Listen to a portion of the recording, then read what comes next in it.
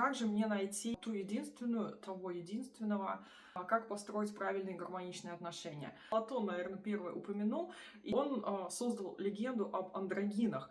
И смысл следующий, что каждый человек совмещает в себе, андрогин, не человек, совмещал в себе вот это мужское и женское начало.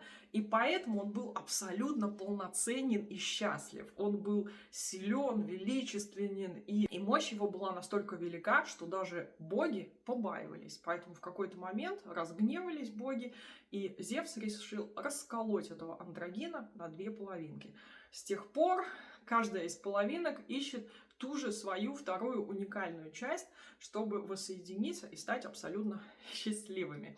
Все больше живем в информационном обществе. Изоляция становится все более ощутимой и актуальной. Наши социальные контакты, они уменьшаются. И, соответственно, вот эта вот вся нагрузка, которая несет концепт партнера, она просто становится перегруженной, потому что партнер, он должен закрывать все пустоты, которые существуют где-то в человеке в самом. И Эрих Фромм, он говорил, что любовь — это встреча двух целостных единиц, это не встреча двух половинок. И мне кажется, что вот здесь вот эта вот целостность, если мы вдумаемся, это является ключевой концепт, потому что если я целостная, автоматически притягиваю, привлекаю тоже целостность. И только в этой целостности может рождаться гармония, дополнение, какое-то взаимодействие через обогащение друг друга. Здесь мне хочется тоже вернуться к сравнению. Ваш стакан полон или пуст? Сквозь призму чего вы ищете партнера? Допустим, вам сейчас грустно и одиноко, вы чувствуете себя уязвимым, заброшенным, и вам кажется, что партнер возьмет и закроет все вот эти ситуации. Вы, значит, смотрите на позицию партнера с пустого стакана. А какого партнера с этой позиции вы можете привлечь? Ну, скорее всего, тоже такого же пустого партнера. Здесь очень важно, чтобы мы поставили себя в центр нашей Вселенной через осознание нашей ценности, нашей значимости, просто по факту того, что мы есть. К сожалению, если мы вернемся, например, к нейронауке, наш мозг, он устроен, ну, скажем так, не в нашу иногда пользу. То есть он предпочитает проживать знакомую боль незнакомому счастью. Поэтому очень часто мы видим вот эти вот сценарии, которые повторяются в нашей жизни снова и снова. И зачастую мы просто попадаем в ситуации эмоциональные, которые нам знакомы.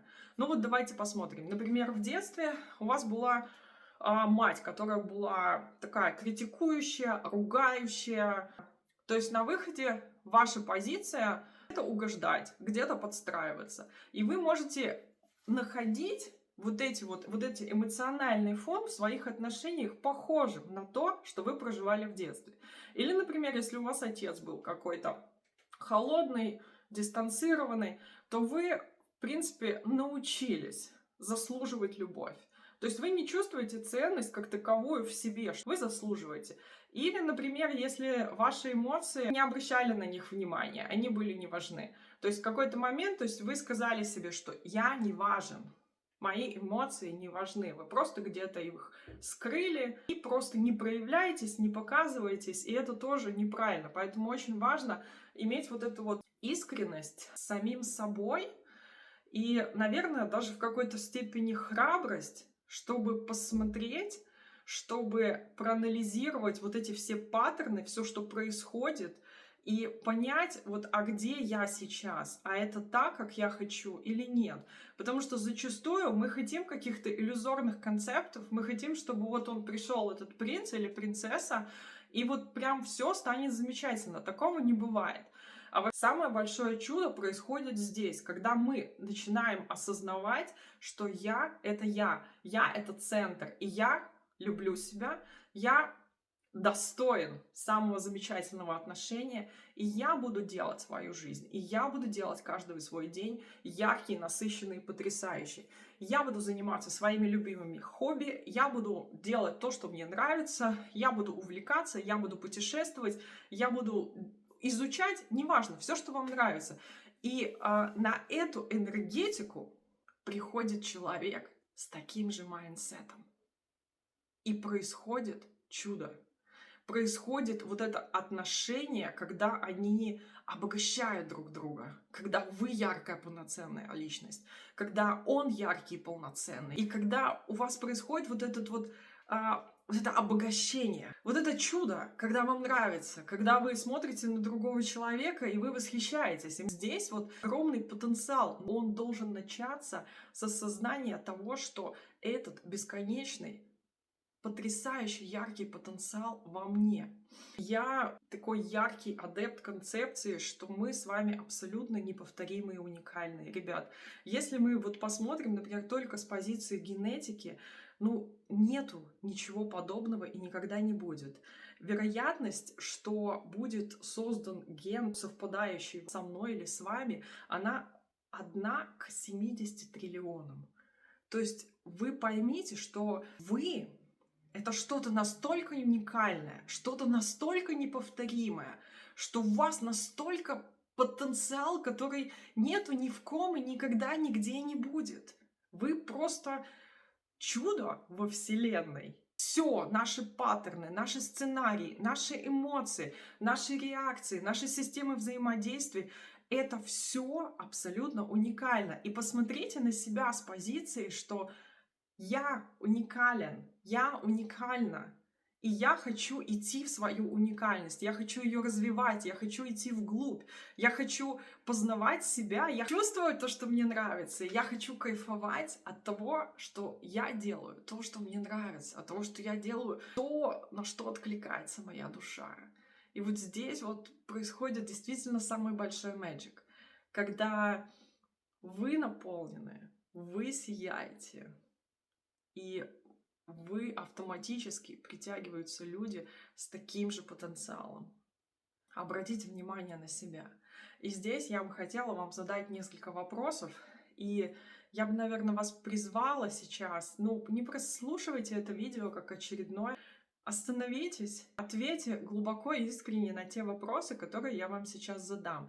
Те вопросы, они уже выстроят такую определенную дорожную карту, которая может стать трансформацией к вашей новой счастливой реальности.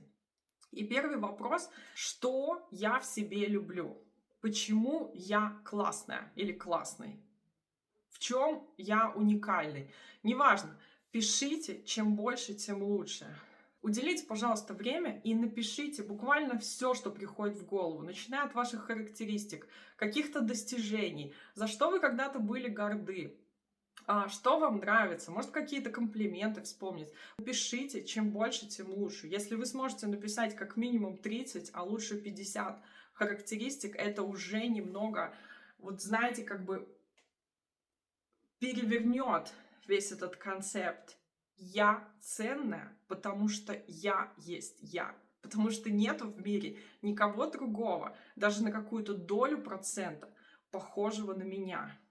Второй вопрос: что я не готов терпеть? Это очень-очень важный момент, когда вы понимаете вашу ценность, вы ее окаймляете. Потому что если вы не знаете своих границ, то очень сложно выстроить красивые отношения. То есть вы действительно центр вашей вселенной, и вы заслуживаете отношения, которые вы можете назвать как самыми красивыми, самыми романтичными, самыми гармоничными. И этот путь, он начинается с этого момента. Подписывайтесь на канал. Ну а если вы хотите пойти в глубокую трансформационную работу, то, пожалуйста, записывайтесь на консультацию. Я вас крепко обнимаю. Удачи, берегите себя и осознавайте вашу ценность.